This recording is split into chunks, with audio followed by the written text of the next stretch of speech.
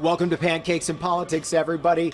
The topic today, Cities of Tomorrow, a blueprint for progress. And to do that, we brought in three mayors from Atlanta, New Orleans, and Montgomery, Alabama. Get ready for a fascinating discussion that also includes some advice for whoever is going to be the next mayor of Detroit. 2 decades of tackling critical issues in business, politics, and the community. Welcome to today's event, produced with our partner WDIV Local 4 and Local 4 Plus. Today's forum, Cities of Tomorrow, a blueprint for progress, features New Orleans Mayor LaToya Cantrell, Atlanta Mayor Andre Dickens, and Montgomery, Alabama Mayor Stephen L. Reed. Our moderator today is Dennis Archer Jr., Chairman and CEO of 1642 Ventures. Today's conversation brought to you by PNC Bank, Walker Miller Energy Services, DTE Energy, Rocket Companies, Delta Dental, and Business Leaders for Michigan. Now here's Kathy Ned, President of Real Times Media News Group, to get the show started. Good morning, everybody. Good morning. Thank you, Rochelle. Welcome to the 20th season of the Michigan Chronicle Pancakes and Politics Forum 3. We have an amazing panel of mayors for you today from around the country to talk about Cities of Tomorrow, a blueprint for progress. They have very tight schedules, and we really want to hear everything they have to say, so I'm going to get out of your way, and you know that means we're going to hear from our title sponsor. At this time, I'd like to bring up Mr. Michael Bickers, Regional President, Detroit and Southeast Michigan for PNC Bank.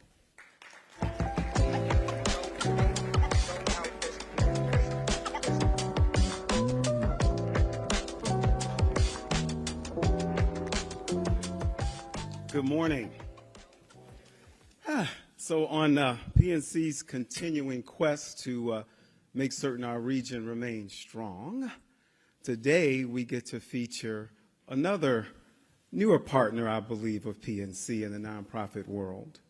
And their focus is on teaching women skills that will provide them with not only a sustainable career, but a growing career. Women Who Weld is a nonprofit organization that teaches women how to weld and find employment in the welding industry. Women Who Weld was established in Detroit in 2014 and offers intensive and introductory welding training programs designed to prepare women for full-time jobs, apprenticeships, or continuing education opportunities in the welding and manufacturing industries. Since inception, the organization has trained nearly, get this, 700 women.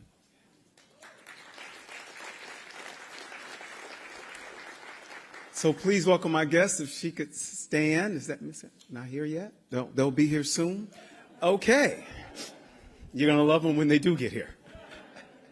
Again, we've got one more session to go, and I just wanted to quickly reemphasize. We'll be able to go to the video, right, Tamika? Okay. Just reemphasize our commitment at PNC to all good things, because it seems to me today in the world, if you're doing something good, it's bad. We got to stop that. Let's go to the video and learn more about Women Who Weld. Thank you for listening. Thank you for your support. The whole world kind of shuts off when you're welding. It's just pitch black. It's almost like being in outer space. It's kind of like a magical skill. We are joining 2 pieces of metal together, and we're heating them several thousand degrees. That in itself is just a powerful act. I grew up with a single mom. College was never really an option. I naturally fell into labor trade work. I moved to Detroit in 2018, found out about the program, and the first day I started welding, I fell in love with it. Women Who Weld is a nonprofit organization. We teach women how to weld and help them find employment in the welding industry.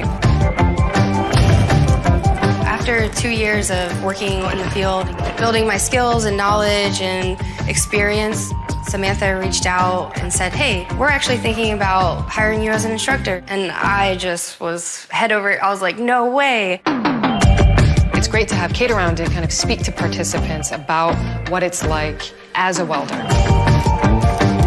I love Samantha. She's the only person that has ever treated me like I'm worth something, and I'm really grateful to have met her. Well, that's really sweet. And now you guys are gonna make me cry.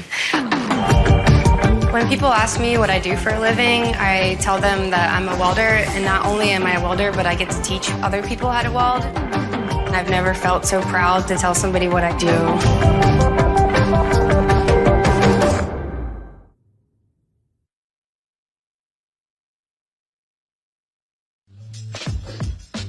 Good morning. Everybody having a good time? Spring, feeling warm this morning? It's the coldest Memorial Day in 15 years coming up. We got 3 mayors from the South, and they're going to bring us this cold weather. Good morning. My name is Hiram Jackson. I'm the publisher of the Michigan Chronicle, and this is our 20th year, our third forum in our 20th year. Give yourselves a round of applause.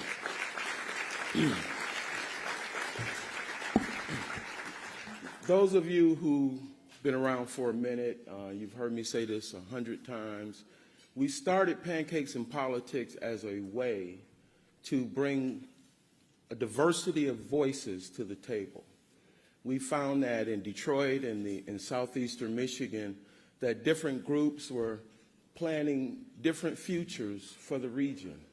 And we, as the leading African-American newspaper in the state, wanted to convene these voices, to convene our leaders, people of all faiths, all colors, Macomb County, Genesee County, Oakland County, and Wayne County. And so it's been pretty successful, I would say. It's packed. It's been sold out for 20 years.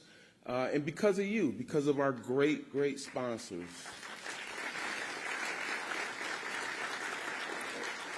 But today is special.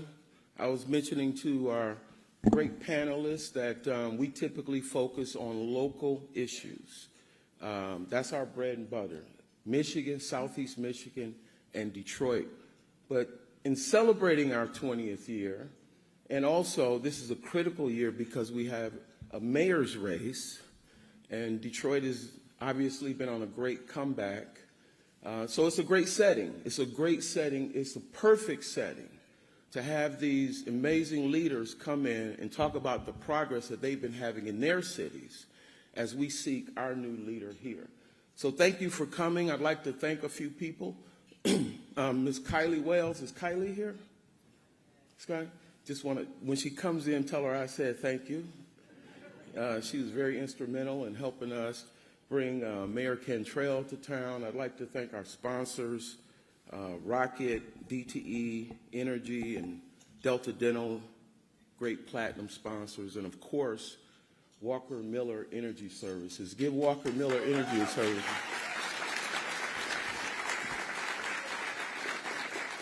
You know, Carla Walker Miller is, that's my sister. Where's Carla? Where are you? Oh, okay. All right. When Carla called me 20 years ago and at the time couldn't afford to be a sponsor, but she wanted to be a sponsor. And she called me and said, look, I want to be a sponsor. This is an amazing idea. And she said, I can't give you all the money right now, but you will get it. And today, she's a platinum sponsor, right? And so, thriving black business is the kind of thing that we love. So, thank you, Michael Bickers and PNC, for stepping up as our presenting sponsor. I think it's been 10 years now. We want to thank you, and thank all of our sponsors, and thank the panelists for coming to town. We're going to show you an amazing video from Walker Miller Energy Services, and then we're going to bring up my partner, chairman of 1642 Ventures. It's cold outside, but he still ain't got no socks on. All right. Thank you very much. Have a good day. Detroit is a city that puts the world on wheels. And we're standing here at Michigan Central, a hub of innovation. but one of many hubs in the city of Detroit. So we invite you to come at the Resilience and Equity in the Clean Energy Sector Summit here in Detroit. The clean energy industry benefits everyone. So if you're interested in helping to expedite the pace of change for the benefit of every single American, you should be a sponsor of Recess.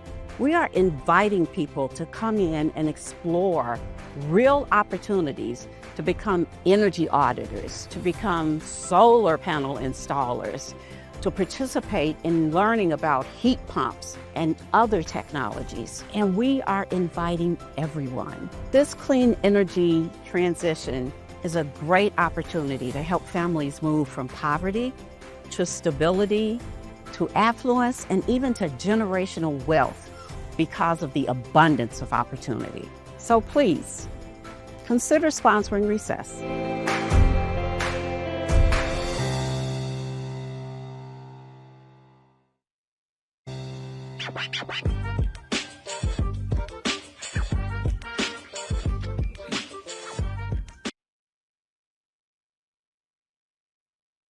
For that music. Thank you, Jamel. Good morning. Thank you, Hiram. I appreciate the introduction, but I'm not thanking you for keeping my youngest son out till midnight last night. We were all hanging out with some of the mayors, and my son Trey said, "I'm going out with Uncle Hiram and Uncle Frankie." I said, "Good luck." But good morning, everyone. We are going to be on a little bit of a tighter timeline because one of our panelists needs to catch a plane, and we think we have every bit of his exit out of the building and walking onto the plane planned.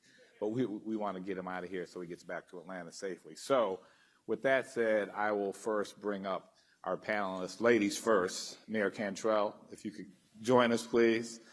Elected in 2018. All right, how y'all doing?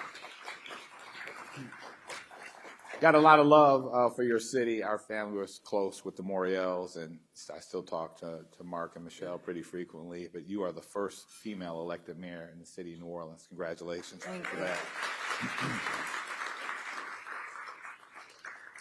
Mayor Reed, if you could come up. I think Hiram picked you because you're a Q, but you can come on up here anyway. Montgomery, Alabama, y'all. I will say, Mayor, that your path is similar to that of my father's in that you were a judge, a jurist, the first probate judge, African-American, and then went on to be the first mayor of Montgomery. So welcome. Glad to have you here. Yeah. If y'all noops in the building, we got Andre Dickens. Mayor, come on up. You know, the 61st mayor of Atlanta, we have always here in Detroit had a very kindred relationship with the city of Atlanta and have had great relationships with the mayors. But I would say in terms of the Detroit-Atlanta connection, I think this is probably the best and the strongest. Mark Hardy is here, and I think Mark is in large part why that is, because he's got dual citizenship, I think, between Atlanta and Detroit. So, Mark, thank you for helping facilitate the mayor being here. If there are any elected officials in the House, if you would stand just to be acknowledged. Any in the building? Councilwoman, thank you. Sheriff, thank you. If there are any candidates in the House for any of the offices coming up, please stand. Santil, good morning. Councilor Todd, good morning. And I got a particular purpose. We don't usually do this one, but if there are any formerly elected officials in the House, if you would please stand.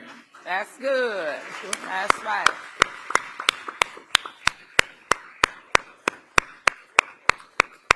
For y'all that don't get that, that included my mother and father over there. That's right. That's right. You know, it's interesting, and for Bob and Jason and others that are in the news, it's interesting because I'm sure as you prepare for your newscast, and for many of you as you prepare to give remarks, you have to always be able to pivot as it relates to what comes up. And so it's interesting because, you know, unfortunately, overnight we heard of or early this morning, the shooting that took place in D.C. which I was very saddened by because that problem continues to persist even within our borders. And the next, which is going to affect the three of you all, the House passed the budget, which is going to add $4 trillion to our federal debt that was already at $36 trillion. And so a lot to talk about, but the first thing I want to talk about is how you all are operating in this environment. And the first part of that question is related to leadership, because we are in an environment where I'm sure a lot of your constituents want you to fight, and rebel rouse, as my father would say. And you are in a precarious position, and we saw that with our governor, Gretchen Whitmer here, who took a lot of critique for seemingly cozying up to the administration. But then we come to find out she saved our military base, got us 16 new jets, billions of dollars of investment because of the way that she strategically worked with the White House and the administration. Talk about leading in an environment where you have constituents that may want you to behave, act, and speak in one way, but you know that acting in another way is better for them and helps you fulfill your fiduciary responsibility to move your city forward. Mayor Cantrell, we'll start with you. Okay. Well, good morning once again, and thank you for having me. You know, I would say that for me and my experience in New Orleans, in the state of Louisiana, which is a red state, it didn't just start with the re-election of President Trump.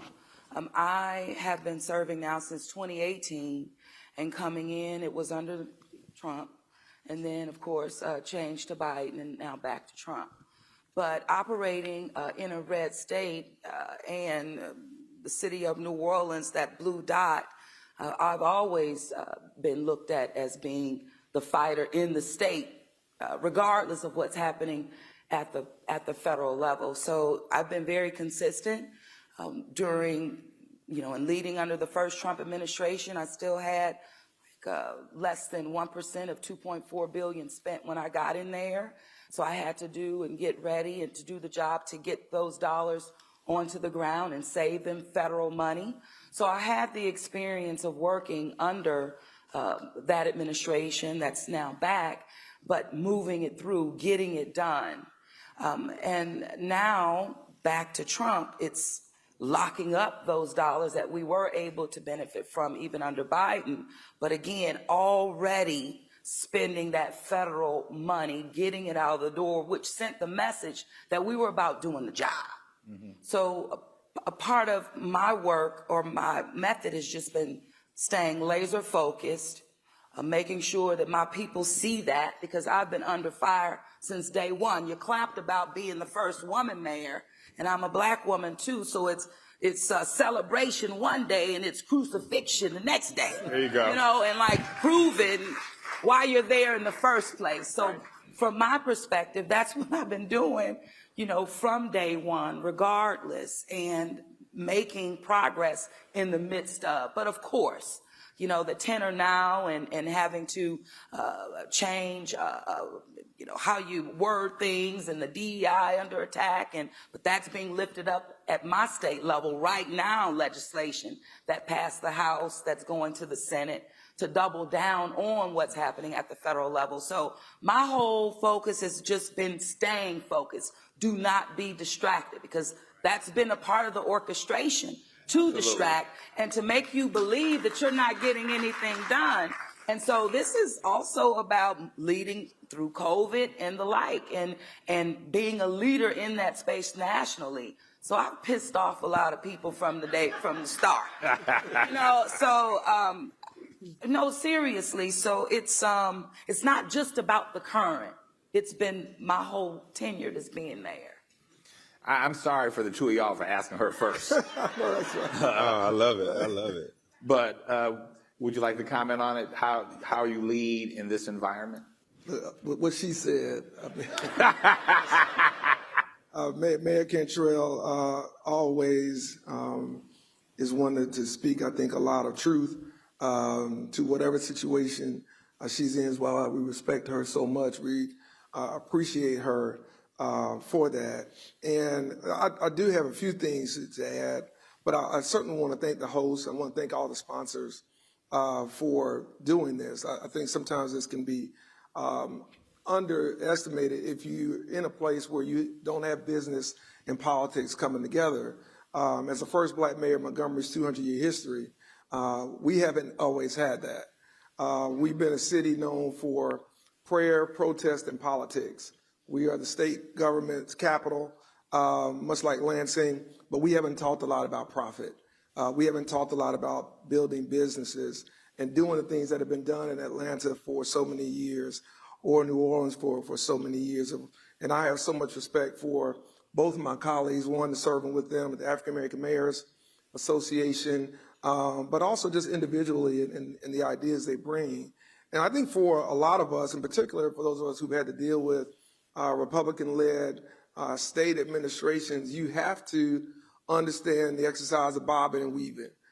You have to understand the old Ali strategy of rope-a-dope.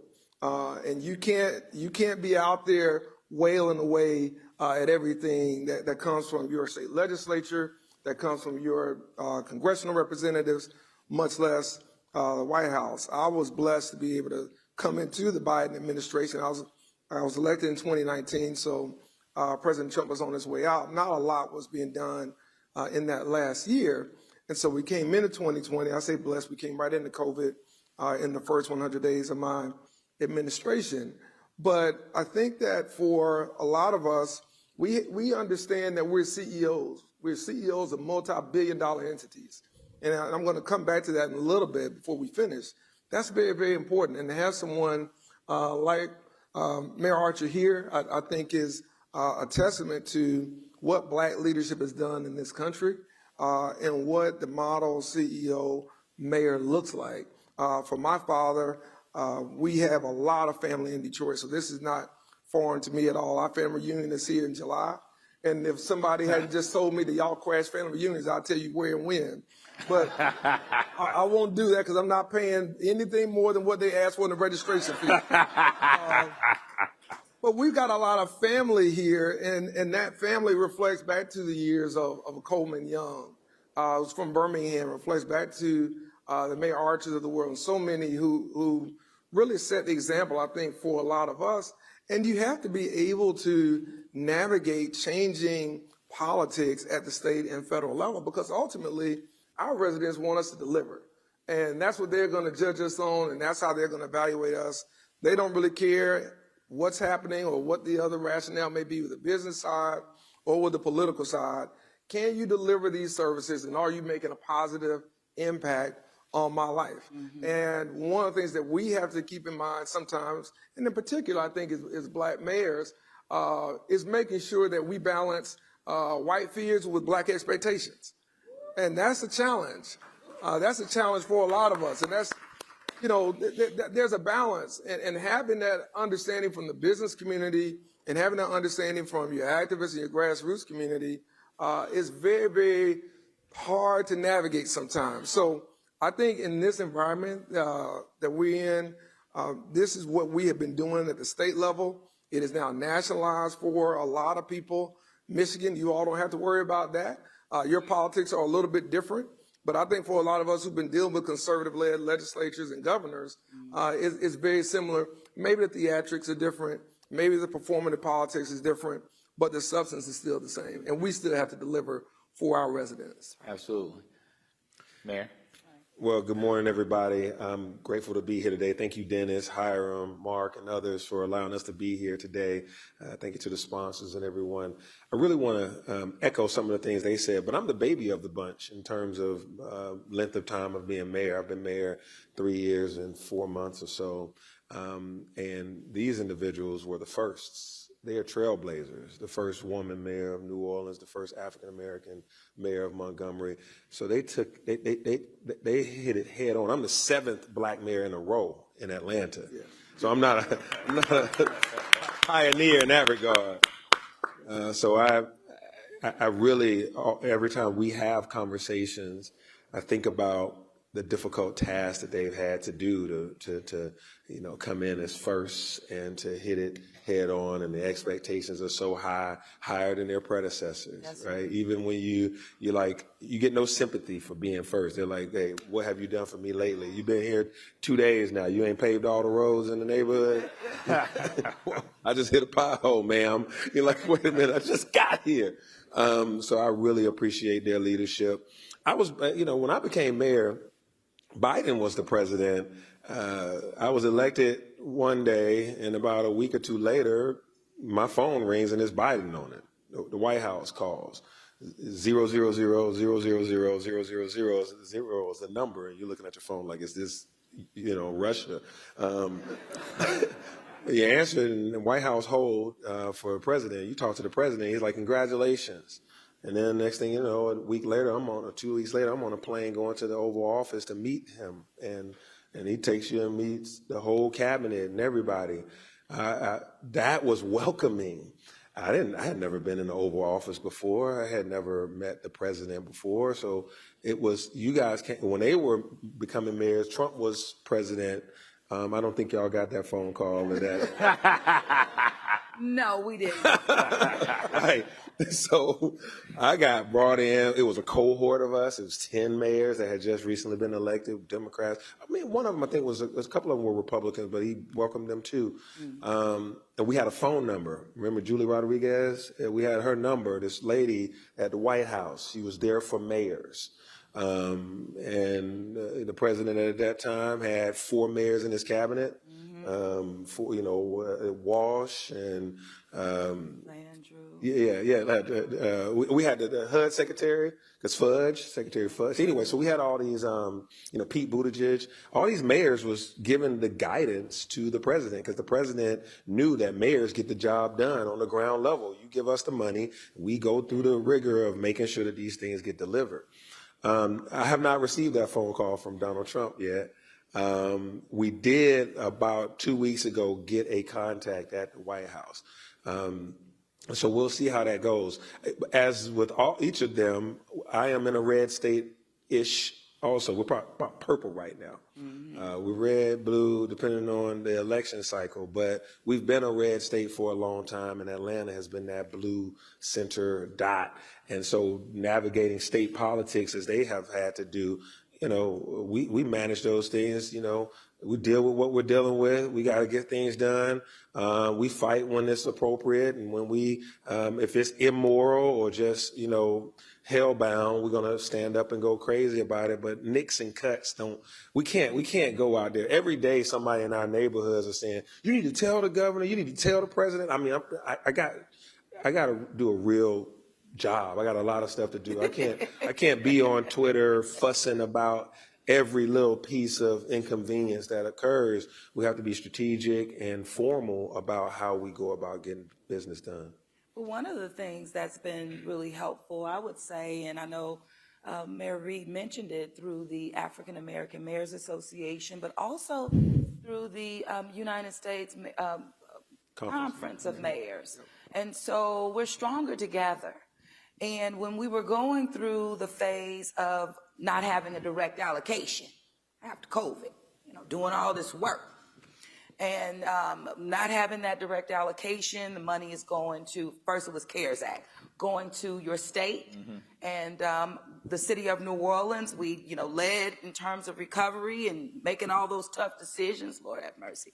And doing so, and at the time it was, New Orleans is the reason why you all have COVID, because we were the hot spot really in the country. We had Mardi Gras and then right on into it. So we were one of the first to have to shut down. But so we were one of the first, but also doing that, we started seeing the numbers come down. But then we were blamed, okay, well, you don't need the money because the rest of the state is now dealing with COVID. So it was like, wow. So 70 million, we spent over 134, but 70 million we were not reimbursed by the state for those expenses that we incurred fighting COVID. So then through these, the organizations and being stronger together, we were able to really say and lift our voices collectively that, hey, we need direct allocation. We're on the ground. We know where the money needs to go, like right now. Right. And I would say, I don't believe if it wasn't for that type of coordination and collaboration that we would not have gotten that direct allocation. Yeah, I think it's important to work together, and you talk about, what you are touching upon is equity.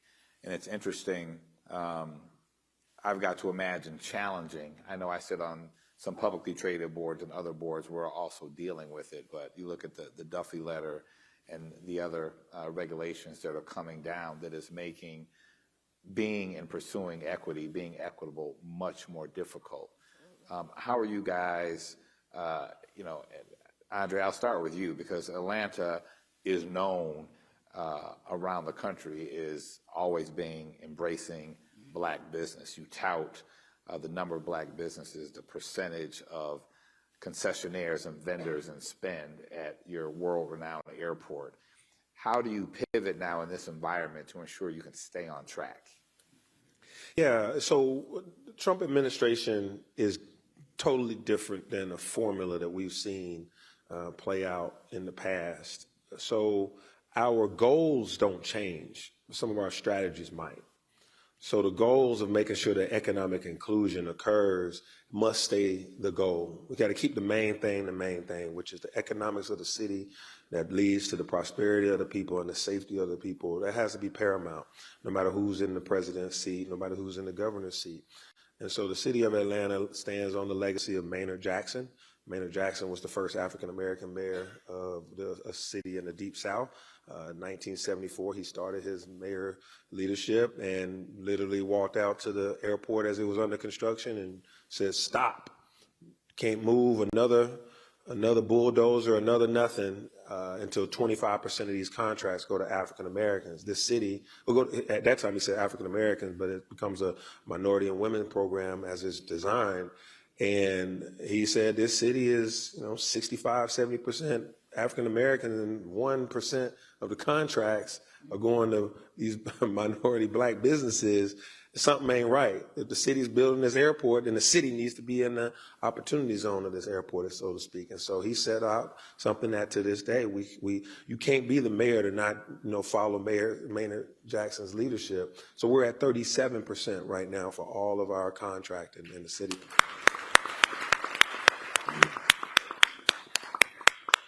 And we know that DEI is under attack. So just as we can sit in a room where everybody applauds that, and I can say it on social media every Friday and get a whole lot of likes, but all I do is make a target for myself, which is the FAA or somebody else that's guided by Trump will say, we don't like that. Mm-hmm. We want the other 63%. We want more than the 63% that we got. We want all the 100%, right? So that 37% must have been given to these black and minority and women-owned businesses, because DEI obviously means that they aren't qualified. Right. Meanwhile, we're the world's busiest, the world's most efficient airport. I got $1 billion worth of construction happening right now at the airport, and it is run by the mayor and the city council. This is a city airport. But every 4 or 5 years, the state of Georgia legislature, which is largely Republican, they want to take over that airport because it's the largest economic generator in the Southeast, really. That airport has 60,000+ employees.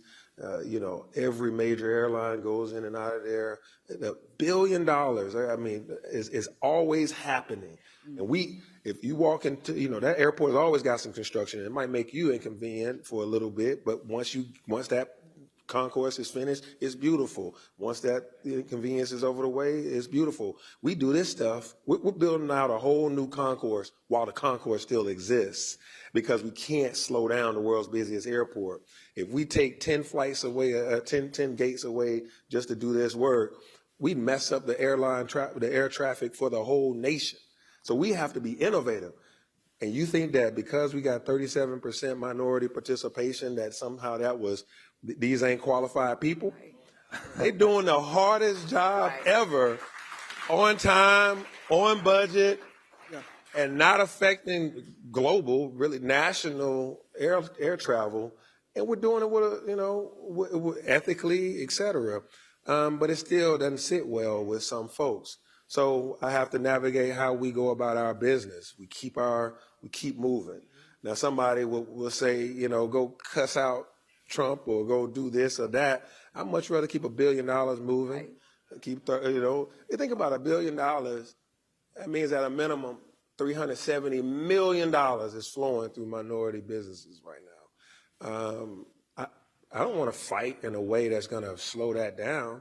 I mean, you know, if I'm a fight, I'm gonna wait a little while and let somebody else win the election, and then I'll try to get to 40%. Because that was what I said when Biden was president. I said I want us to move up to 40%. We was moving in that direction. So now I kind of just said, well, we're gonna be happy with our little 37%. I played poker at least a few times. But that point still remains that, you know, we know the position that we hold in that regard. The city of Atlanta knows that the nation watches what we do in this space, home of, you know, shared home of civil rights here in the Deep South. We got a role to play, and we have to keep these things going. So I'll say it again, our goals don't change. Our strategies might, like how we move, when we say certain things, how we flow during, you know, contract season, you know, what we say about, you know, this or that. We kind of, you know, moderate for a little while. Mayor Reed, I'm going to ask you to respond, but also for the audience, on the back of your ticket is a QR code, and you can snap the QR code and submit questions, just so you're aware. And we're going to move to audience questions in about 10 or 12 minutes. Mayor Reed? Look, I think that for a lot of us, certainly in mid-sized cities like Montgomery, Alabama, whether you're in the South, Midwest, West Coast, Northeast, we have a lot of the same challenges. And for us, it's more of picking and choosing your spots and understanding that you've got to play the long game. And I think sometimes in this day and age, we can kind of get caught up in the moment. We can kind of get caught up in our emotions and want to express that. However, again, I think as mayors and as CEOs, we have to think about what's in the best interest of our shareholders, and those are our residents.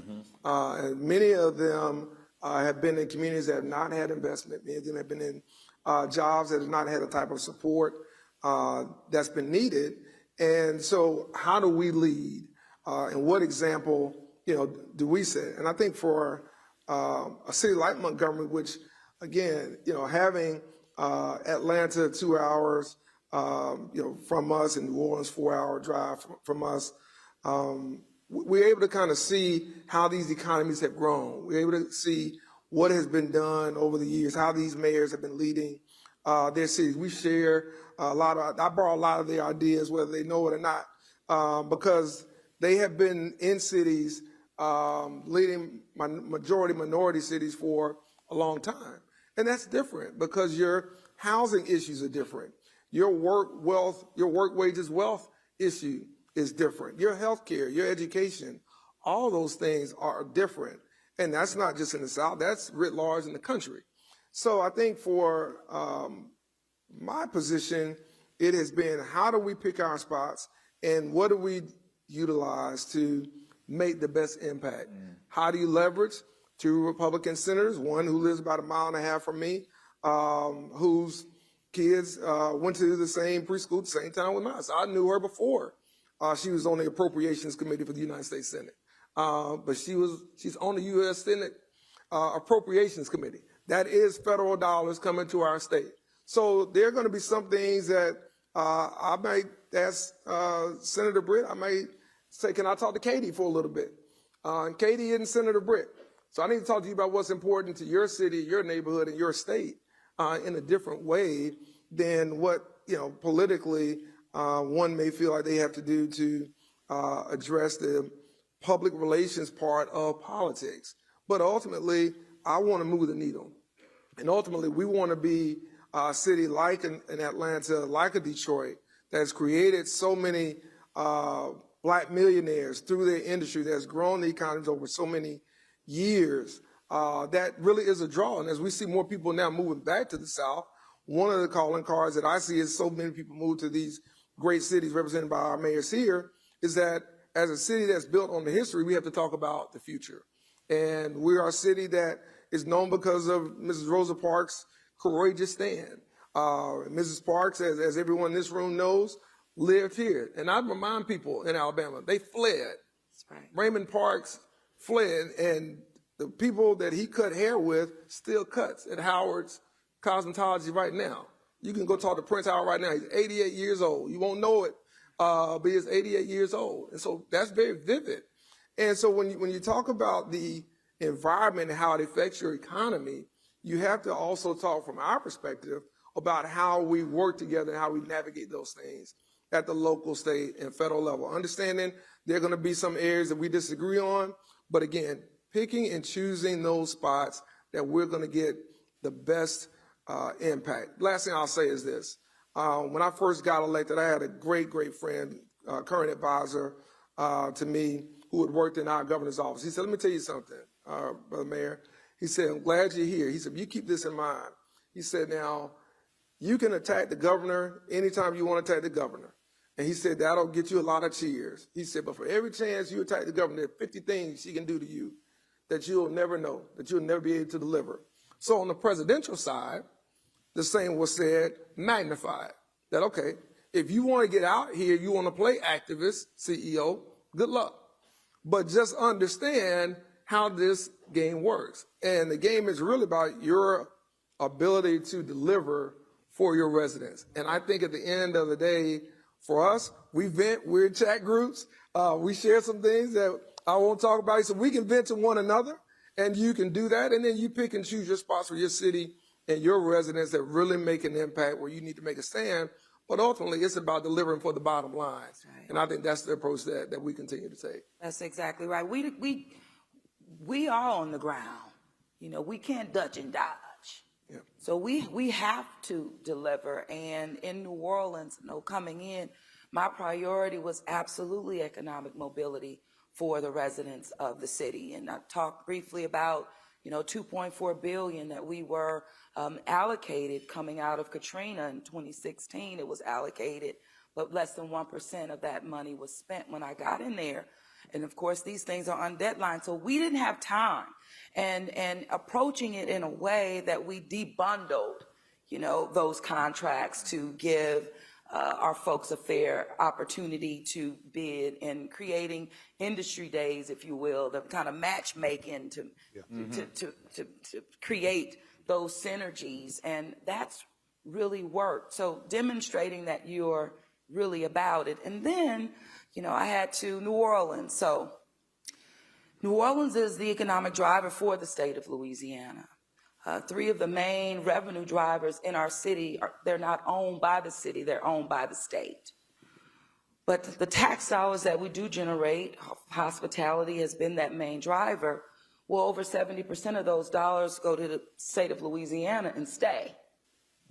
Okay, so coming in, trying to figure out ways to really have the people get its fair share from being the backbone of the industry that drives the state of Louisiana.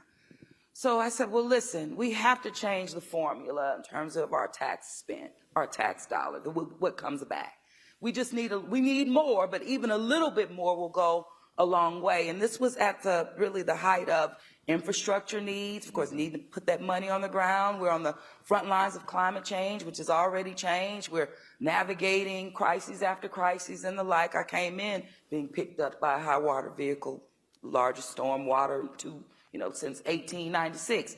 But at any rate, taking on the state, saying, listen, if toilets don't flush in New Orleans, cash registers can't ring in Baton Rouge.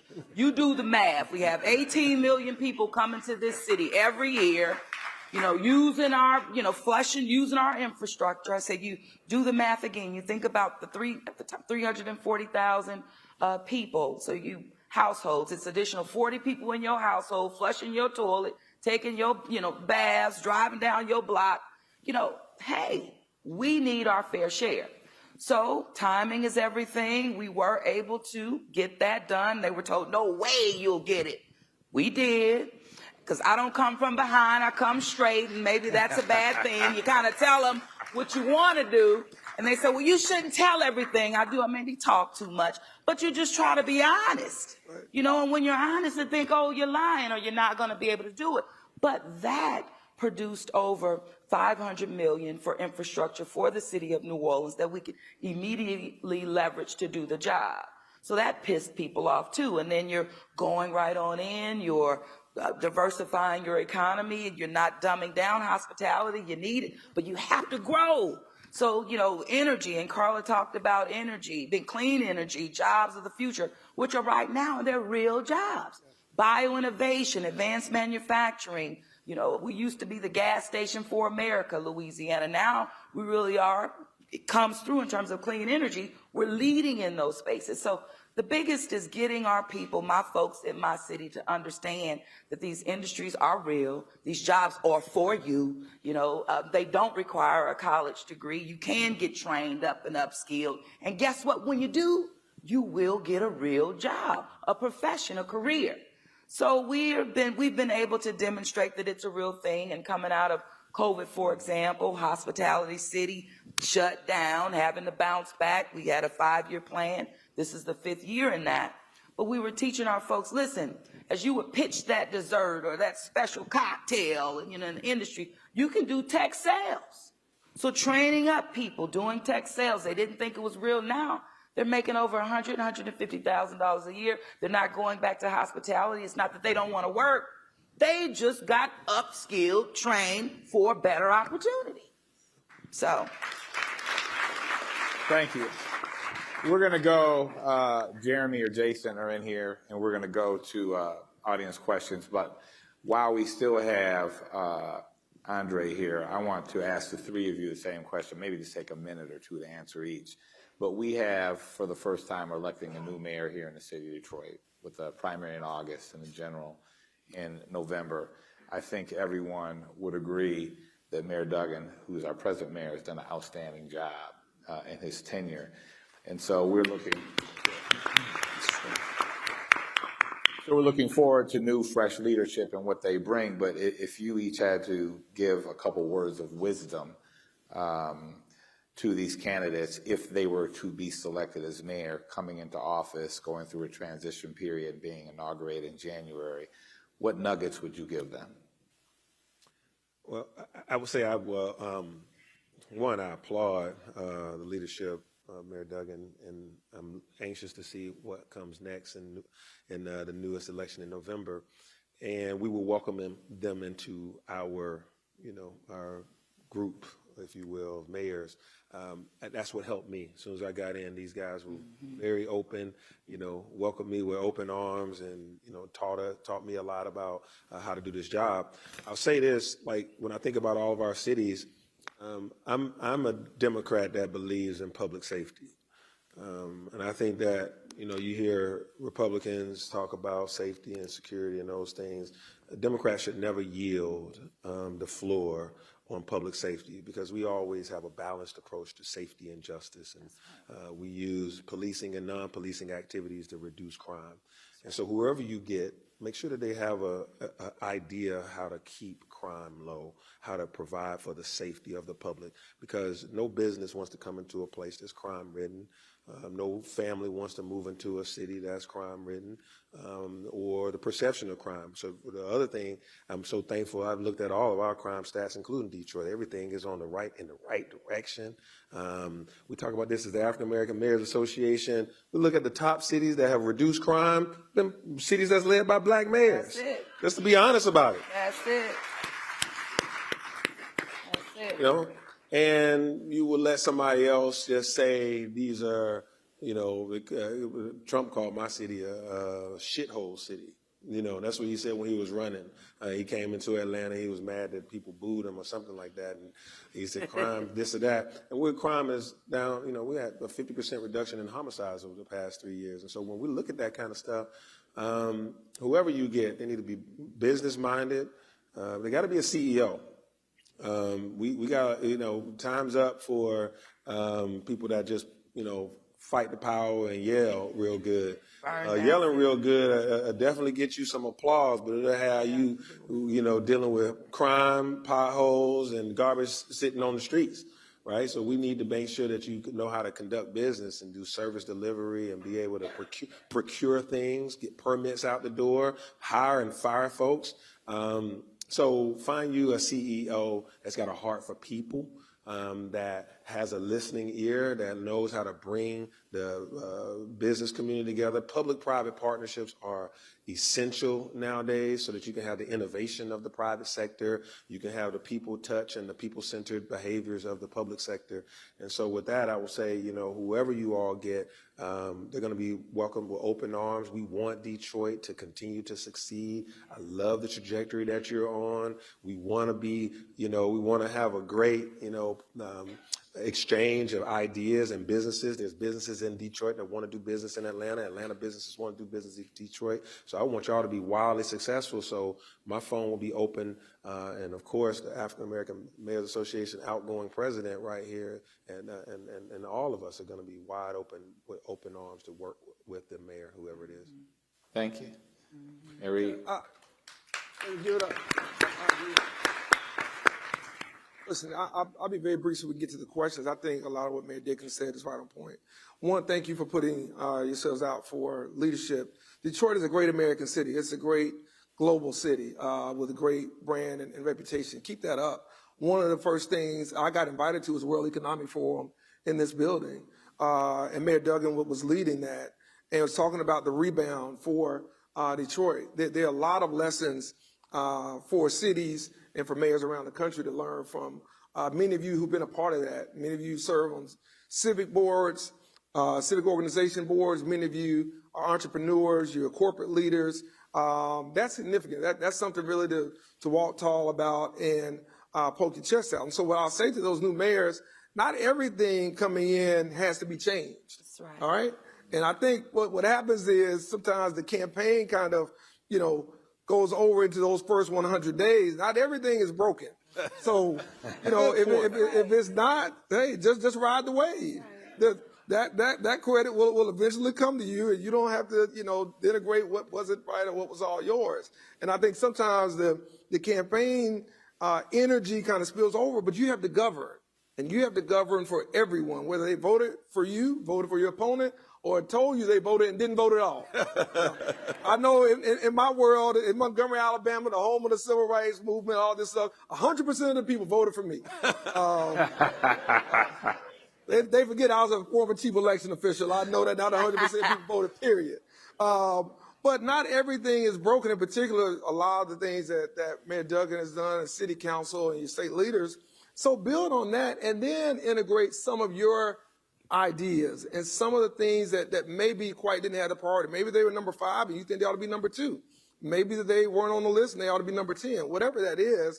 But I think also keeping together the cohort of people as advisors and as sounding boards, in particular those first 100 days, as Mayor Dixon was saying, because Mayor, day 2, somebody's saying, Mayor, we need this part changed and we need, X, Y, and Z done over here. And that's challenging, or we need this economic development, agreement change. So I think having an advisory committee of corporate, faith, grassroots leaders, you got great electeds here, very good to bounce some of those things off of. But just understand that you all have been doing some very, very good work. And if we as mayors know that we don't do all the work by ourselves, and it's going to take this room and many others to help whoever that next mayor to be successful and to keep the momentum going and to build on that. Yeah.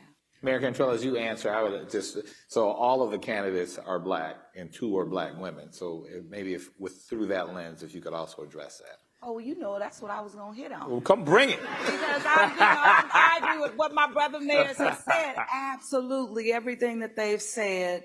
But it does appear that the future is going to be female, in Detroit, which is a great thing. And not the first woman, but not the first black mayor. All that's good. But what I will say from my perspective is, it's not so much to the mayor or the mayor-elect. It's to the community. Support her. Have her back. It's important. The presence of a black man is important too when you're in these roles. And when you don't have that, really, the advocacy, it's like you're giving permission for everybody to come and slap her and disrespect her. And so when I said you go from celebration on the one day and literally crucifixion, that was my experience. and not having that presence, like strong, in the community and the like. It's not that I didn't have any support, but it shows up a little bit differently in these seats, in these roles, and especially being the first and a Black woman. Oftentimes, I'm aggressive. Oh, come on, I'm passionate. Hey, I've been leading in the community. I'm from grassroots. I mean, that's that's my path, being the president of my neighborhood association. Leading through Broadmoor. Leading through Katrina, getting on the council, being elected mayor, not from New Orleans, born and raised in LA, but I've been living in New Orleans for 35 years. So I wasn't even supposed to be there or be in this role. But I am, and one mayor at a time. So I would say support her, support your leader, because it's so vitally important. But also, I do have to echo, listen, build on the ecosystem that's already here. One of the things that I know I tried to do coming in as mayor of New Orleans and the 5th Black mayor, I didn't want to dumb down Black leaders or businesses that may have been a part of the previous administration, or the history was, I'm the 5th, the first one. The business leaders, I'm bringing my own.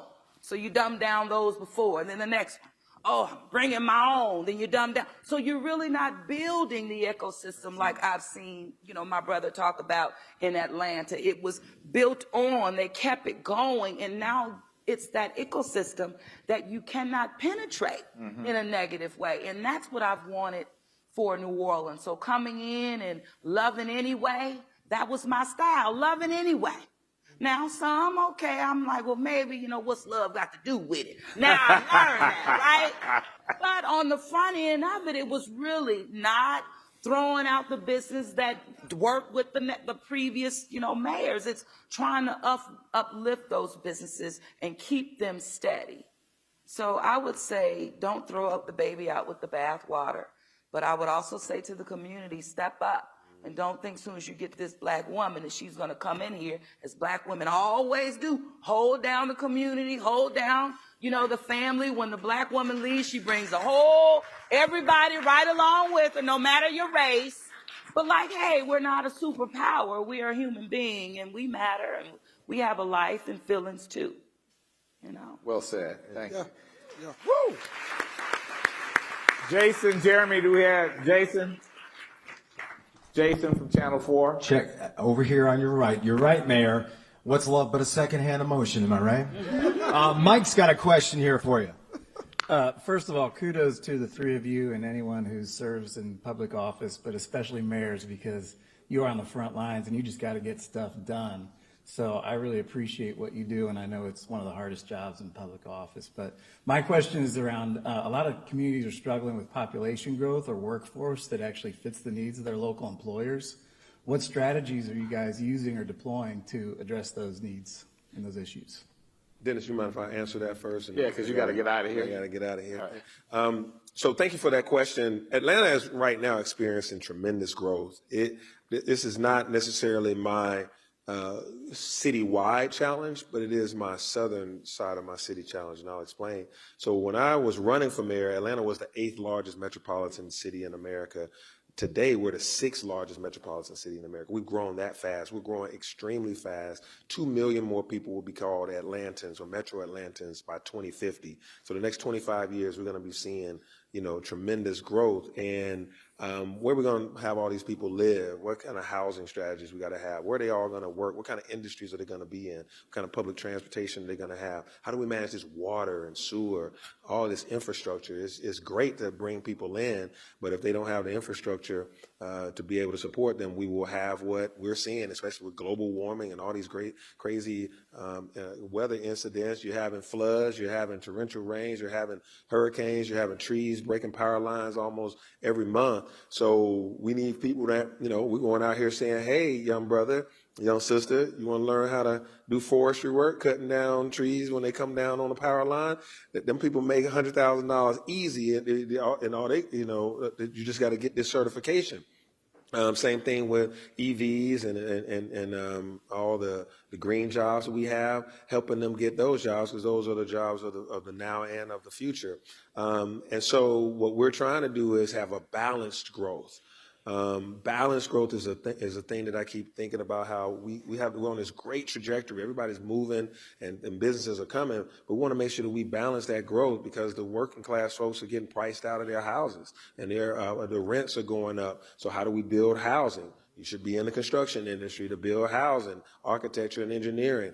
All these things we're doing with trade schools. So we have a large amount of investment with our trade schools and creating a direct pipeline to the jobs. So we asked the business community, which is a number of y'all, what jobs are you going to be hiring for 6 to 18 months from now? And that's what we start training the students in. We don't want to just train in something that's obsolete. Nobody wants to say, hey, I'm going to hunker down, take this 6-month program and come out with no job, right? We ain't training on something that was hot in 2015. We're not training on something that was hot because you trained on it. No, what are your hiring managers and everybody training? What do they say they need? And then we go to the communities and we say, hey, you can do this. This thing that looks a little dangerous, looks a little risky, looks like it doesn't have no future, or you can do this thing right here that gets you a certification that's going to guarantee you some fantastic wages. And then from there, you can go to college at night, or you can go do whatever you want to do, but you're going to have you a great job. So we're very, very focused on workforce development. And the south side of Atlanta has a lot of room. I promise 850. He's got to go, y'all. Mayor of Atlanta, y'all. Get to the airport. Thank you, brother.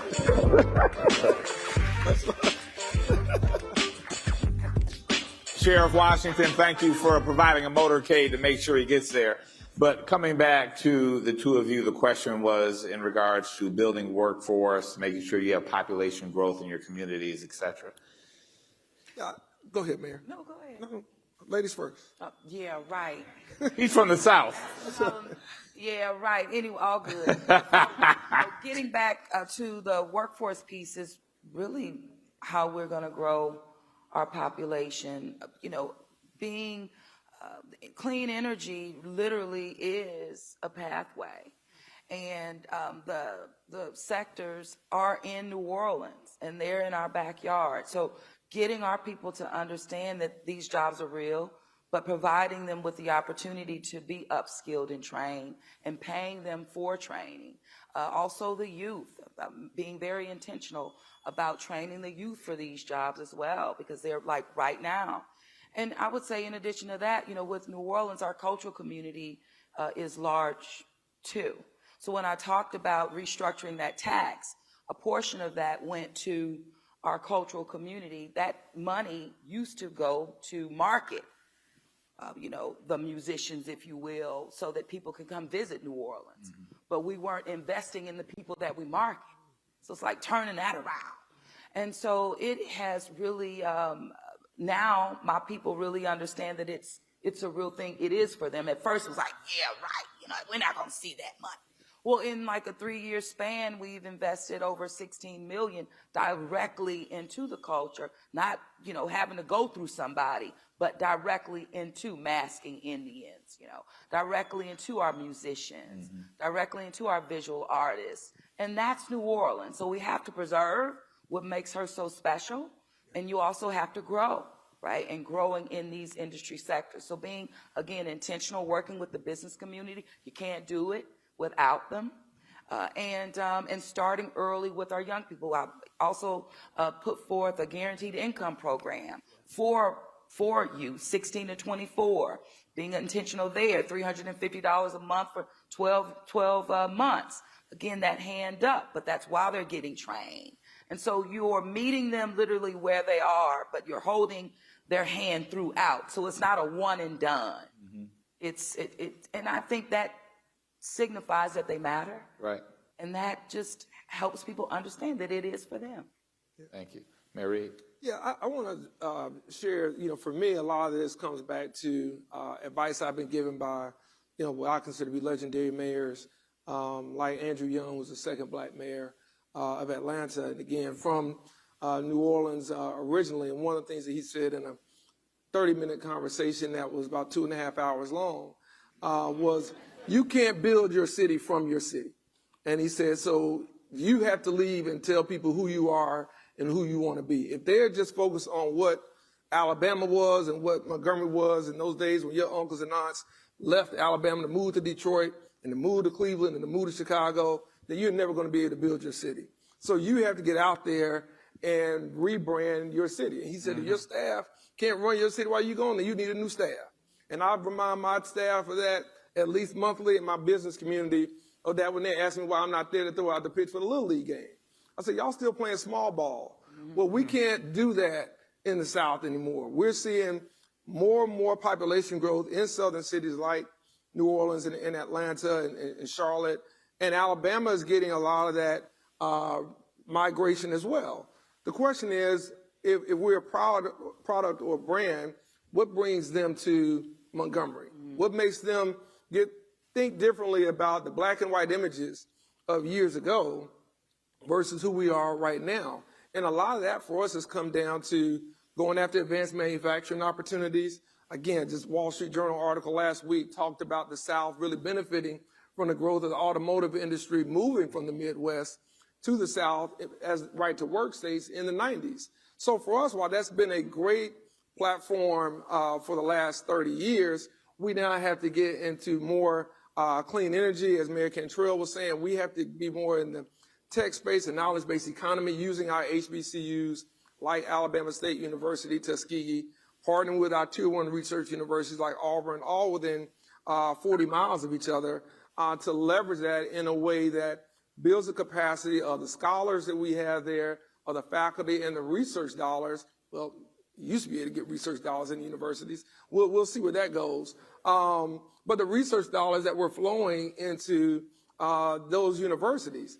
And then I think from our perspective, it's about having the opportunity to get in on the ground floor and having the opportunity to bring experience and to bring growth in an area that is growing, and focusing on how we change our zoning for housing, how we change our business licensing so we make it easy for developers to get in and get out, make their money and get their idea, as well as connecting our best economic development practices with a director from New Jersey living in Philadelphia. Now he's in Montgomery, and he's really bringing more center-left policy because we were more of a right of center governed city for the last 40, 50 years. So now we're changing that with guaranteed basic income programs. Now we're changing that through public-private partnerships, as Andre was mentioning. And those are best practices that we're able to enjoy. And quite honestly, the proof for me is in the pudding, because we've had the most successful economic development years in the city's history under my leadership, attracting almost $5 billion of investment in less than 5 years. So whether that's Meta, thank you. Whether that's Meta, whether that's Amazon, Manna Beverages, we've been attracting jobs, and we're talking about the Montgomery of tomorrow, not the Montgomery of yesterday. That's fantastic. Jason, we have another question? Yes, we do. How about a question from a fellow mayor, Lathrop Village Mayor Kelly Garrett? Thank you. Thank you. Facing both the responsibility of office and public scrutiny, how do you maintain resilience, and what lessons have you learned that could benefit others in leadership positions? Pray. You got to stay prayed up. Now, if you don't believe in whatever your religion is, you don't believe in a higher being or higher calling, I ain't got nothing for you.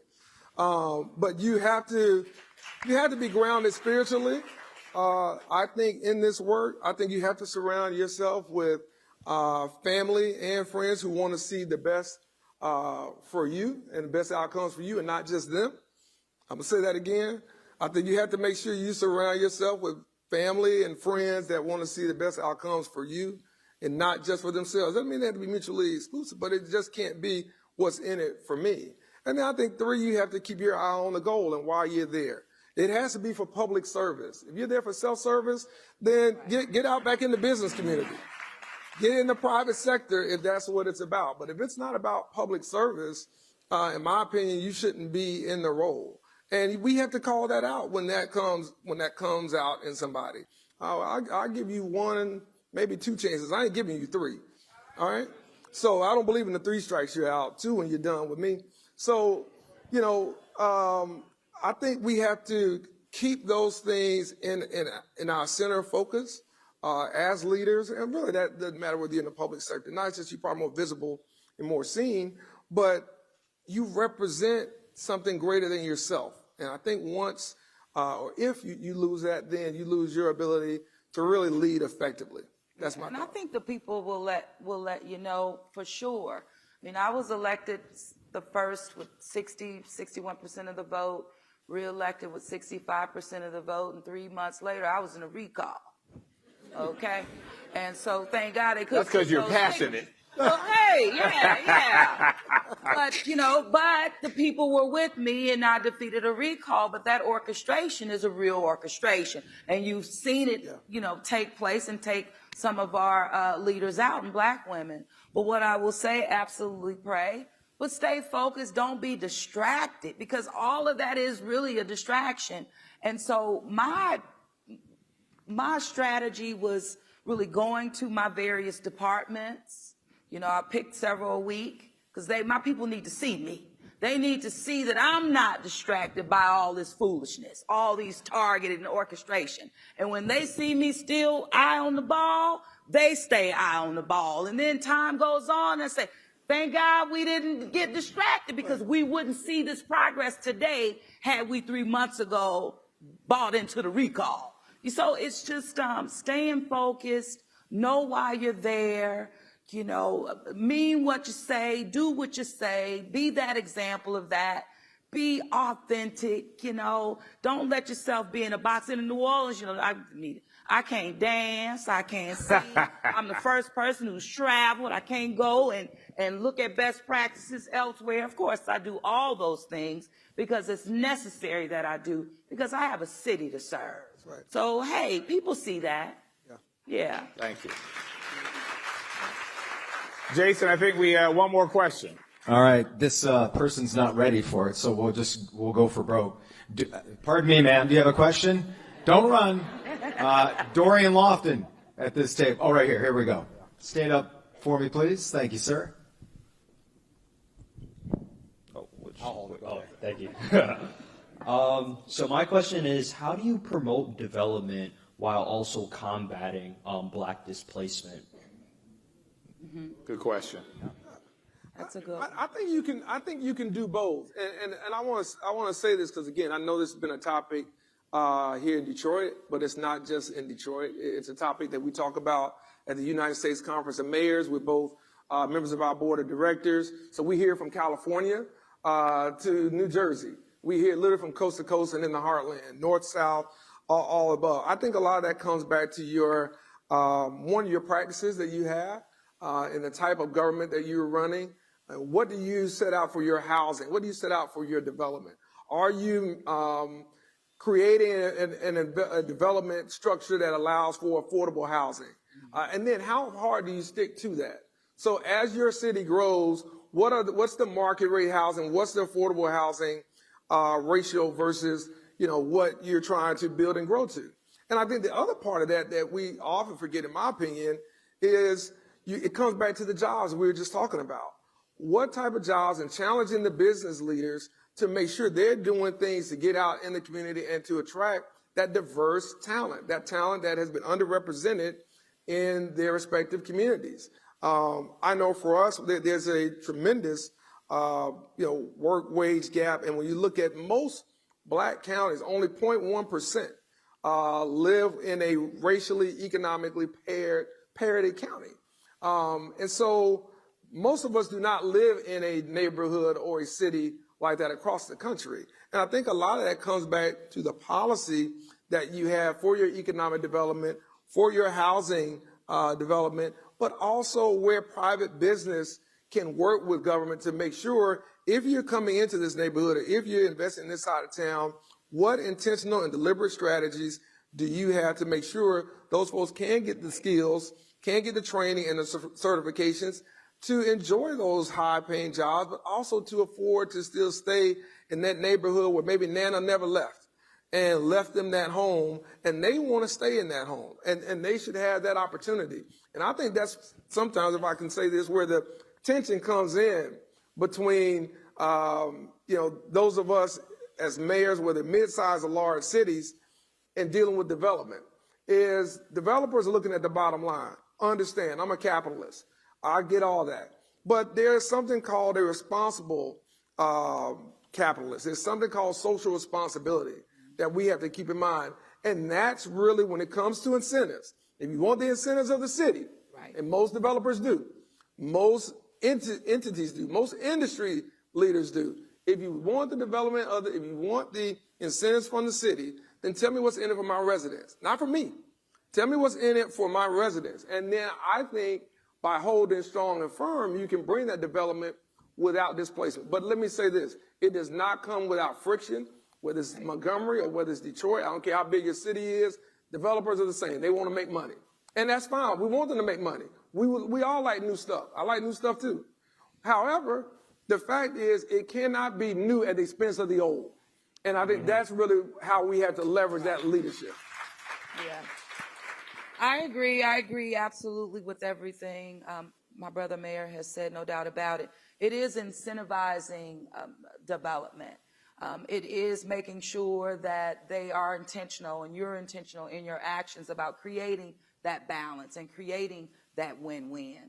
One project that we have coming in New Orleans that's here, New Lab is here. Yeah. They are coming to a former naval station in New Orleans in the Bywater community, where that's going to be mixed use. So we have about 280 units in terms of housing, and then of course with the New Lab, 30,000 square foot, being intentional about the clean energy and storage, hydrogen and the like, making the training and startup opportunities available for residents of the city. So demonstrating that, like making it real, not just talk, but real action. And I think through that, you bring people along, you bring those developers along, they understand, hey, we got to give a little bit more, because absolutely it's that balance.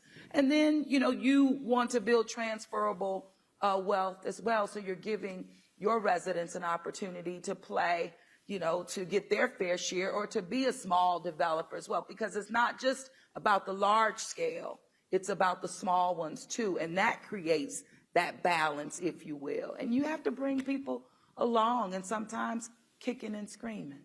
That's right.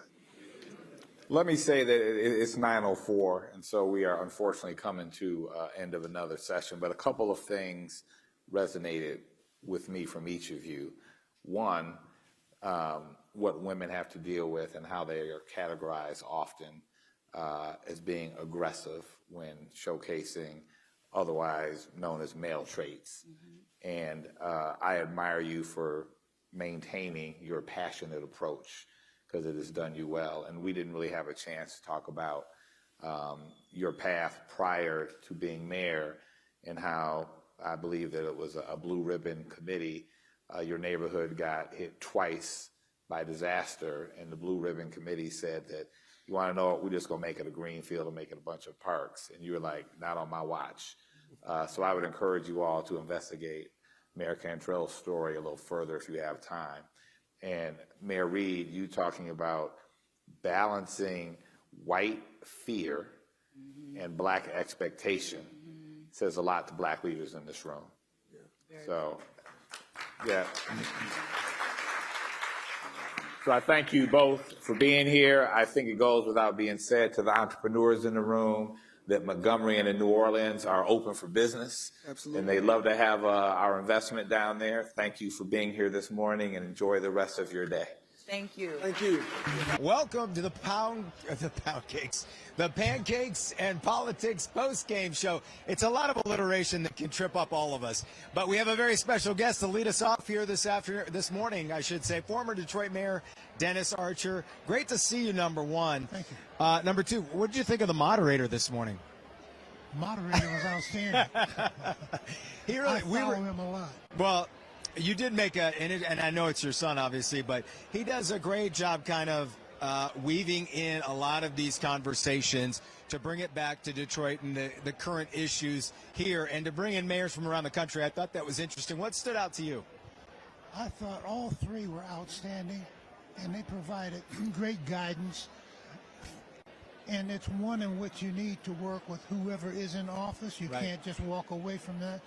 And you've got to be able to make sure that you have an appreciation for the people that you want to serve. And what I was impressed with was all three mayors seem to be more concerned about not themselves, but for the people that they serve, and they try to bring around them people that they can appoint or people that they want to work with for the common good of the entire city in which they serve. And he asked an interesting question of them. What would your advice be to the next Detroit mayor? Because obviously we're going to have a new mayor.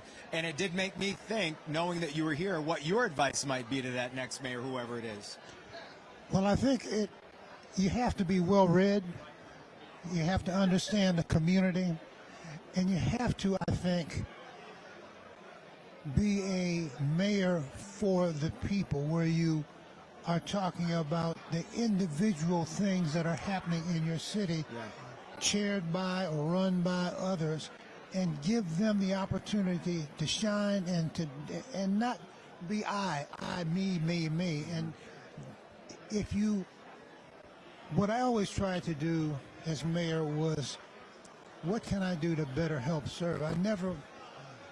If you track my track record, I was never one to talk about I, me. It was we, our city, and I believe it was so important to work with the business community, to work with the neighborhood and community organizations, and to work with business. It is absolutely imperative that all three work together for the common good for the city. If you do that, we win. Take a look at where we are today. Right, and I want to ask you about that. But first, while we're talking about mayoral candidates, and obviously I'm not looking for an endorsement or anything, but what do you think of the field of candidates that are now running to be the next mayor? I think the city has a great opportunity to take a look at everybody who is offering themselves as their next mayor, and to see what they believe as the voter is in the best interest of the city of Detroit. I do think it is wise that was pointed out by all three mayors, and that is you have to work with everybody. And you can't go out and pick a fight and assume that you're going to turn around and get somebody to work with. Yeah. Work with the people, listen to what it is that they want, and give them your best. Yeah.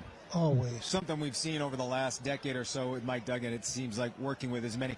Speaking of that, when coming out of bankruptcy, were you surprised to see how quick Detroit was able to rebound, and how do you think that rebound is going? The rebound has been outstanding. If you take a look at the bankruptcy that occurred, and then take a look at how the community came together, community, business, everyone, in terms of what's in the best interest. And there was a lot of sacrifices made by our employees, our city employees. And it has turned around, and it is getting better. And the focus is, how can we make the city of Detroit even better so we can attract more people in business and others to come in? And how can we improve the quality of life? I was happy to see where the Census Department confirmed that the city of Detroit did grow. I mean, it takes a lot of energy to make that happen. But there's a lot of opportunities here. Yeah. What do you think the key issue is to take Detroit to that next level, to make the city better, that you alluded to there? Is there one thing or several things? No, I think there's a number of things, and we will hear it from the candidates, whoever the two people are that survive the primary. What is it that they believe is in the best interest of all of the city? Whether you happen to work for the city, whether you happen to own a business, or you want to improve, or you want to grow a business. We've shown that all of those opportunities exist. When you think about what happened with the NFL draft, when you think about the race that's coming to Detroit in a few days. Right? I mean, Roger Penske, all the people coming in and make a difference. We've got a great community. We've got good community organizations. We need to collegially continue to work to make sure that we put Detroit first. When we do, we'll put our children first. We'll make things happen. We cannot walk away from educating our children. It's important that they get that opportunity. Yeah. Mayor, I could talk to you all day, but I won't. I won't do that to you. Thank you so much for joining us. Glad you were here this morning. We're coming back with more on Pancakes and Politics. Stay with us. Back here on Pancakes and Politics on Local 4 Plus, the post-game show. And joining me, one of the panelists, Mayor LaToya Cantrell of New Orleans, Louisiana. When someone says New Orleans, do you stop them and correct them? Well, I'll just say, well, New Orleans or New Orleans, you know. Oh, but yeah. it's never New Orleans. Right. I hear that once in a while, and it drives. And I'm not even from New Orleans, and I'm like, you gotta know that's not the way you do. What was your big takeaway from the? First of all, by the way, thanks for coming to Detroit to share your thoughts on all the topics going around. But what was your takeaway today from the discussion? Well, I think the biggest takeaway is understanding that mayors are right on the ground, right, and we're experiencing the same challenges. We can learn from one another in terms of our strategies, and that we're all kind of leading at the same moment in time, but we really are stronger together. So it's being together with Mayor Reed and Mayor Dickens. It's not the first time we communicate often, because again, we're in the trenches and we're on the front line, and we want to do the job. It was interesting, one of the talking points, how you are kind of embedded in a red state, and it can probably feel like you're on an island. Is it kind of compares to what Gretchen Whitmer was going through here as governor of Michigan, but how do you navigate that sometimes when it can kind of feel like you're being surrounded and maybe attacked by political opponents? Yeah, I think how I've been able to navigate it is just stay focused on the priorities of doing the job. Yeah. And when you continue to do that and you get results doing it, you just bring people along. If you waste time on the distractions and trying to defend yourself at every turn, then you lose sight. But really, most importantly, the city employees that you depend on to do the job and to carry out the work, they get distracted. And that's what you don't want to happen, because nothing happens without them. I think it was somebody said, don't ever swing at a pitch into dirt. That's what they want you to do. You made a good point also, not to put down previous administrations, but just your administration comes in and you're building moving forward. That's important now here in Detroit as we're looking at another election. Well, it's an opportunity for real growth and for sustainable growth. And if you're mayor, that's what you want. And at the end of the day, that's what the residents want, and that's what they deserve. And so they have participated, meaning in being civically engaged over time, and they understand what has worked or what needs to be fixed. And I think being aligned with your community keeps you and should keep you focused on the end goal, and that should also give you the confidence you need, really, or to have, and even to be a little bit vulnerable to say that, you know what, this program worked. Well, now I'm there. I'm going to keep it going because it's benefiting the people that I was elected to serve. It's not about me. It's about we. That's exactly right. There was a question that got asked specifically for you. We didn't get to ask, so I'm going to ask it now. And it comes, I should point out, from Kimberly Dawn Wisdom, who's the former top doc of the state of Michigan. And she asked, health and health care are essential to a thriving community. How is your office interfacing with the state surgeon general in Louisiana? So I would say the city of New Orleans is unique in the way that we have a health department. Many cities in the state do not. Yeah. And we were one of the first to have a health department because of which they called it, we had the flu. COVID? No, not COVID, 100 years ago. So yellow fever, the Spanish, they call it Spanish flu, definitely don't want to say that, but then, Well, but it was a pandemic. It was, but that's what grew out our health department. So the city of New Orleans, while working always with the Louisiana Health Department, we're leaders in this space, even for the state. So when COVID, we were on the ground and working in collaboration, but we were also leading in that. Maternal health, for example, is a leader in terms of disparities in the country, but in Louisiana, I mean, we're off the charts in regards to that. So In New Orleans, we have stood up programs to meet our families, our mothers, giving them, registered nurse after a week when that baby comes home. We're in there triaging.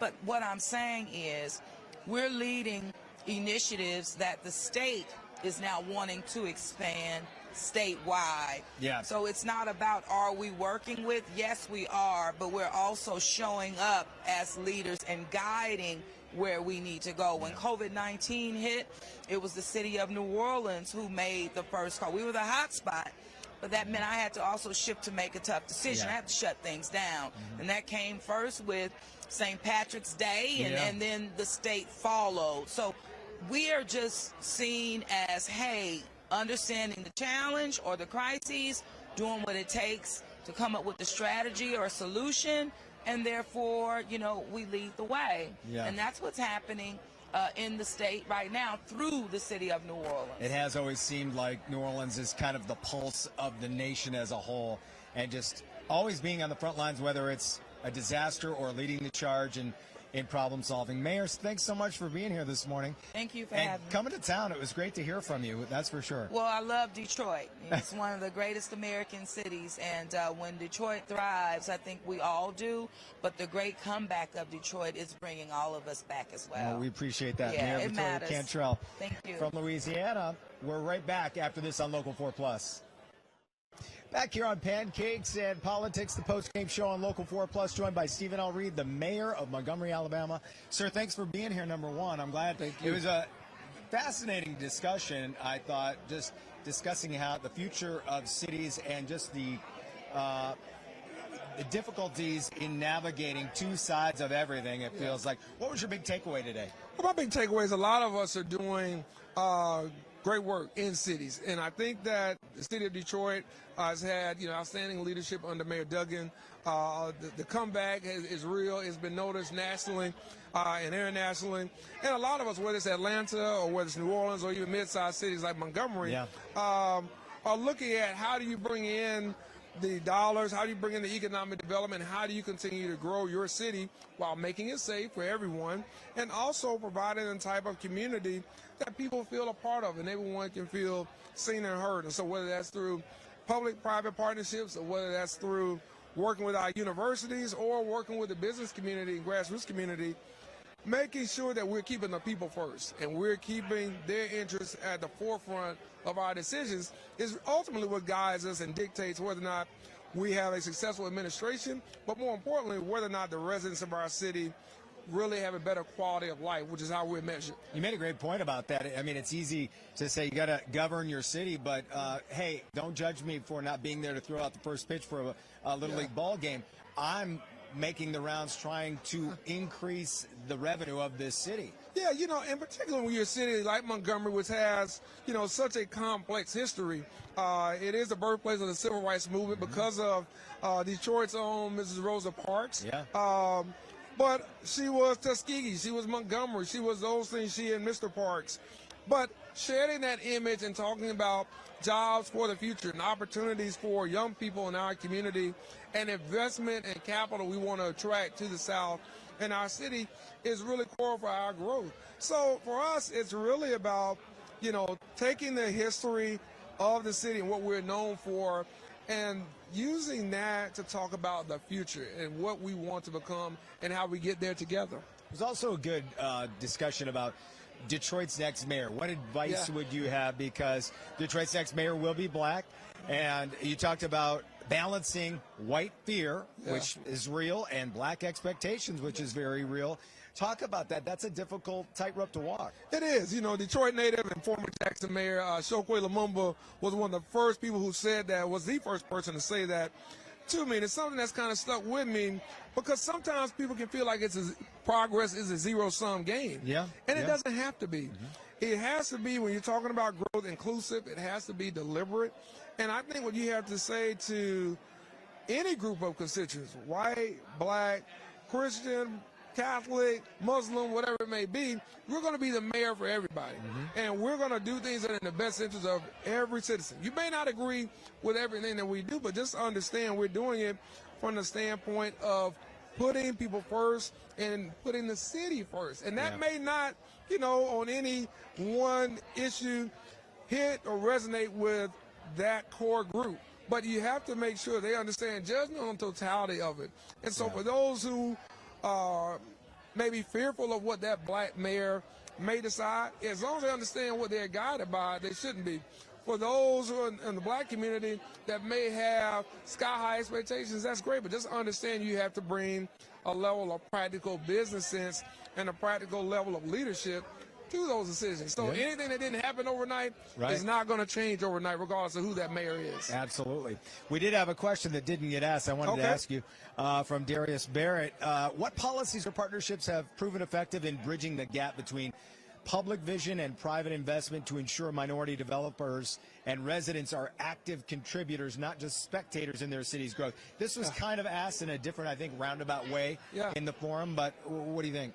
Yeah, for us, we work with groups like the Urban League. We work with Bloomberg Philanthropies. We work with the Gates Foundation, Rockefeller. We work with philanthropies that have been doing this in cities to help increase the scalability of black and women-owned businesses, minority and women-owned businesses, but also who have been able to bring in that third party to maybe kind of be a bridge between the private sector and the public sector for us to say, well, this is how this was done in St. Louis.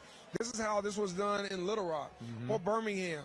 This is how you guys maybe do it, but maybe you have to tweak it for Montgomery. And no different than Detroit. Maybe it worked in Chicago, or maybe it worked in New York, but maybe it's sweet for Detroit. And so for us, we've been seeking those type of P3 partnerships and those type of organizations that have done it successfully and that can guide our economic development, can guide our procurement practices, can guide our innovation and technology practices to say this is how you bring in minority developers and residents who haven't been a part of it, and show them, along with your CDFIs, how you leverage what their interests and their talents are for their growth. They may not be ready for that $50 million project, but maybe they're ready for that $5 million project.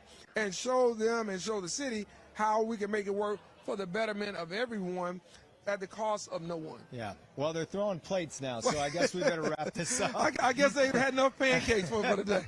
Mayor Stephen L. Reed of Montgomery, Alabama, thanks so much for being here today. Thank we really you, appreciate it. Yes, right back after this on Local 4 Plus. Back here on Local 4 Plus, Pancakes and Politics, the post-game show, if you will. I'm Jason Kohler, but we have another mayor joining us, Lathrop Village Mayor Kelly Garrett. How are you? I'm doing wonderful. How are you? Good. You asked a question during this, so I know you were very engaged. What did you make of having 3 out-of-town mayors in to kind of discuss the future of the American city, really, and kind of also how it relates to Detroit and the Metro Detroit area? Well, I love hearing from other mayors just to know how I'm doing, actually, because sometimes you feel like you are all alone on your little island. Right. And then to hear that even in the larger cities, they're having the same kind of issues. And the question that I asked was, because you're facing public scrutiny, and then you have the responsibility of your city, how do you handle that? And sometimes I feel as though I don't handle it so well, but to know that other people, and that I've talked offline with some other mayors, it's like, it's hard. And so it's kind of like a camaraderie, and it is like a sisterhood almost, that you can call on them.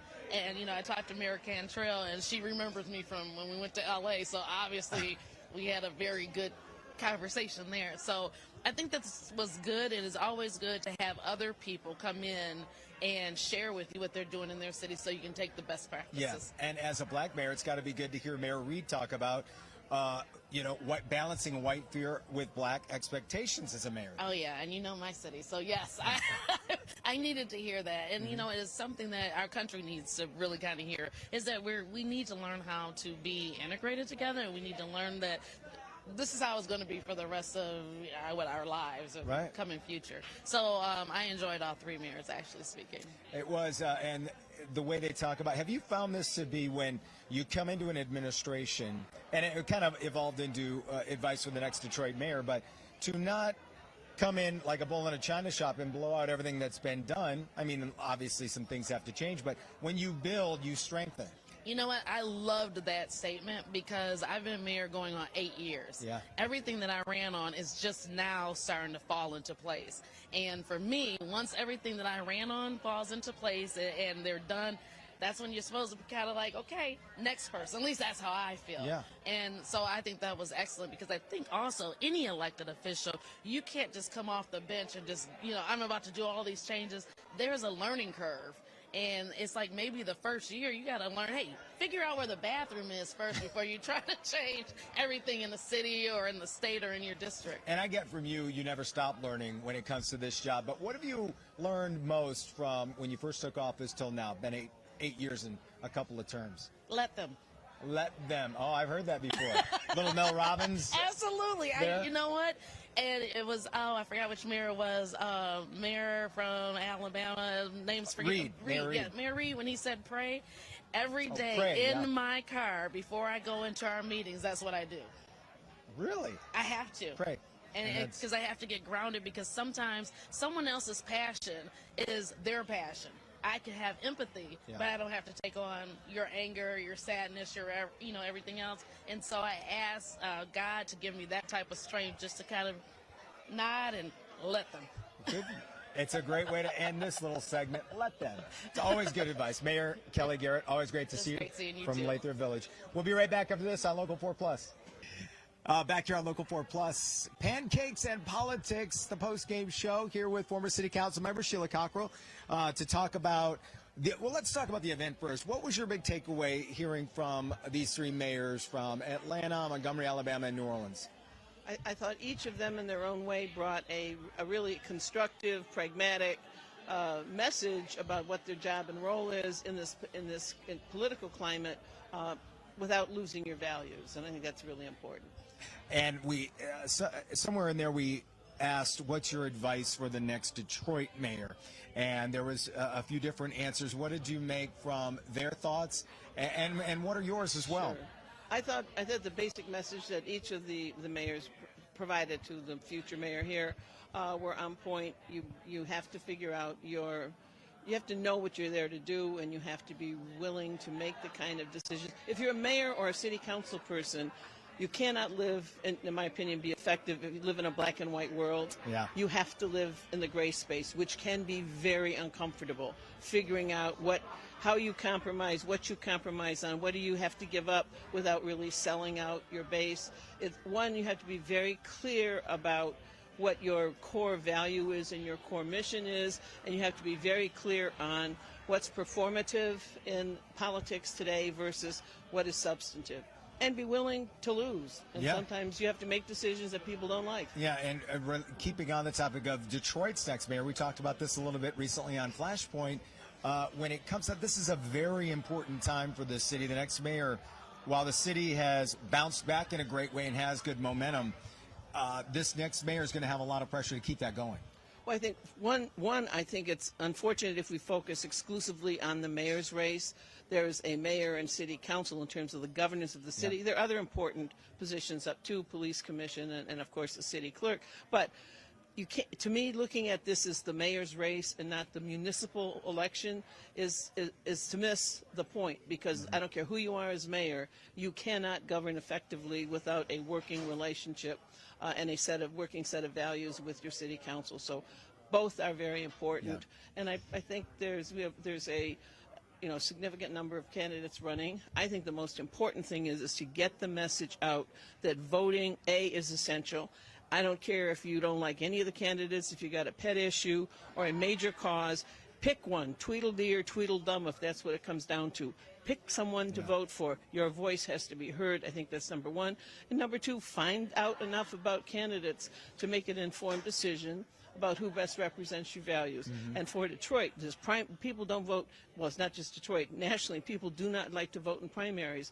Primaries are really critical because they set the absolute, the framework. You're stuck with the choices that come out of a primary. Lastly, I have a few seconds left. I'll let you go on this. Couple of debates coming up where it's only 5 candidates, at least at Mackinac we'll see, and then there's one coming up on Local 4 the following month. But what do these candidates need to do to stand out? Be authentic, be yourself, have an actual plan. I mean, platitudes are very much part of politicking, if you will, and I think you come through as a candidate the best, and you're in your best light when you tell your truth, when you're authentic, and when you know something. It's not enough to sound good. You actually have to know something about what it is you're doing. We'll see who can do that Absolutely. successfully. Sheila, thanks so much. My pleasure. Former council member Sheila Cockrell here on Local 4 Plus. More Pancakes and Politics after this. That'll do it for another Pancakes and Politics here from downtown Detroit. Keep an eye out. We'll have another one coming up next month, of course, in connection with the Michigan Chronicle celebrating 20 years of Pancakes and Politics. I'm Jason Colthorpe. Have a good day.